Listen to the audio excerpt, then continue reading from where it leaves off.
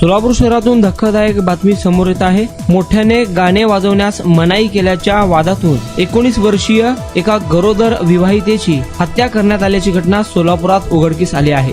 या घटनेत विवाहित महिलेसह तिच्या गर्भातील बाळाचाही दुर्दैवी अंत झाला। सोलापूरच्या लष्कर परिसरातील अलकुंटे चौक येथे ही घटना घडली। सोनी गणेश रामपुरे वय 19 ही विवाहिता माहेरी आली होती। ती 9 महिन्याची गरोदर होती।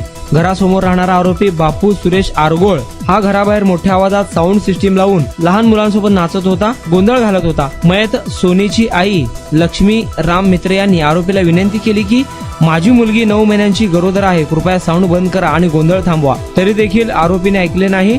मयताची आई लक्ष्मी मित्रे याला शिवीगाळ करून ढकलून दिले। त्यानंतर 9 महिन्याची गरोदर मयत सोनी रामपुरे ही आली असताना त्याला देखील ढकलून तिचे डोके भिंतीला आपटून गळा आवळून तिचा खून केल्याचे समोर आले आहे। या प्रकरणी मयताच्या आईने सदर बाजार पोलीस ठाण्यात तक्रार दिली असून बापू सुरेश आरगोळ याच्या विरुद्ध गुन्हा दाखल करण्यात आला आहे। पोलिसांनी तात्काळ कारवाई करत आरोपीला अटक केली। साऊंड सिस्टीम बंद करा या कारणावरून एका विवाहित गरोदर महिलेचा मृत्यू झाल्याने सोलापुरात खळबळ उडाली आहे।